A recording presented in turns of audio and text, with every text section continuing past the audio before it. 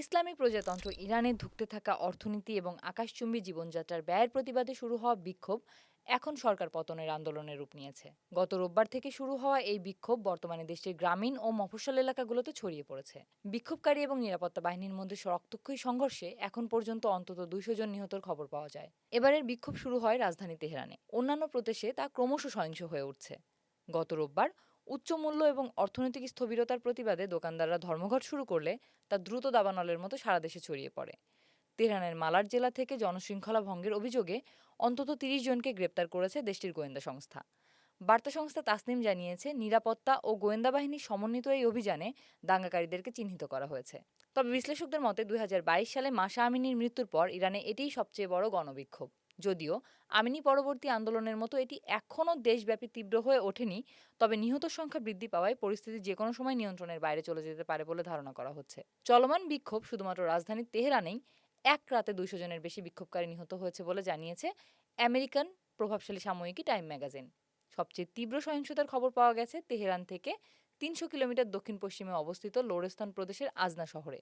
সেখানে বিক্ষোভকারীদের ওপর নিরাপত্তা বাহিনীর গুলিবর্ষণের ভিডিও সামাজিক যোগাযোগ মাধ্যমে ছড়িয়ে পড়েছে। এছাড়া লোর্ডেগান শহরে গভর্নর অফিস, মসজিদ এবং ব্যাংকে ভাঙচুরের ঘটনা ঘটেছে। পুলিশ সেখানে টিয়ার গ্যাস ও গুলিবর্ষণ করে পরিস্থিতি নিয়ন্ত্রণে আনার চেষ্টা করছে। আল জাজিরা বলছে, ডোনাল্ড ট্রাম্প হুমকি দিয়ে বলেছেন, ইরান সরকার যদি বিক্ষোভকারীদের উপর হামলা চালায় তবে তিনি হস্তক্ষেপ করবেন। অন্যদিকে চলমান এই বিক্ষোভকে ট্রাম্পকে খুশি করার চেষ্টা বলে মন্তব্য করেছেন সর্বোচ্চ নেতা আয়াতুল্লাহ আলী খমেনি।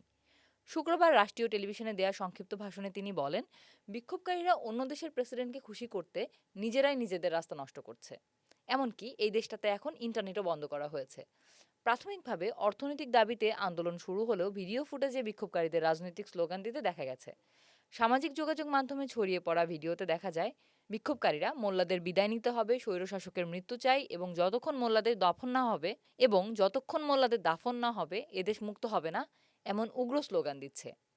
ইরানি আমেরিকান সাংবাদিক মাসি আলী নেজাদ বেশ কিছু ভিডিও পোস্ট করেছেন, যেখানে দেখা যাচ্ছে বাবল শহরের তরুণরা ইসলামী প্রজাতন্ত্রের পতাকা পুড়িয়ে দিচ্ছে। এই বিক্ষোভ সরাসরি সর্বোচ্চ নেতা আয়াতুল্লাহ আলী খামেনির কর্তৃত্বকে চ্যালেঞ্জ জানাচ্ছে।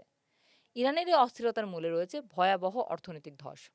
বর্তমানে ইরানের মুদ্রা রিয়ালের মান রেকর্ড পরিমাণ কমে গেছে। মার্কিন ডলারের বিনিময় মূল্য প্রায় 14 লাখ রিয়াল।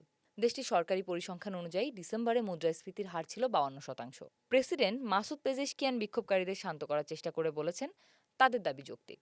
রাষ্ট্রীয় টেলিভিশনে তিনি বলেন, ইসলামী দৃষ্টিভঙ্গি থেকে জনগণের জীবনযাত্রার সমস্যার সমাধান করতে না পারলে আমাদের নরকে যেতে হবে।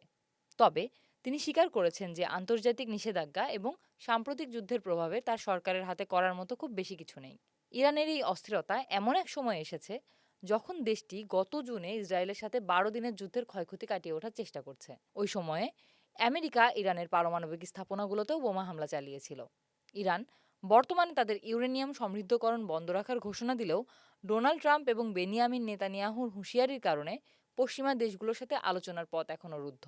নিরাপত্তা বাহিনী বর্তমানে কঠোর অবস্থানে যাওয়ার হুমকি দিলেও তেহরান প্রশাসন বুধবার থেকে শীতের অজুহাতে সরকারি ছুটি ঘোষণা করেছে।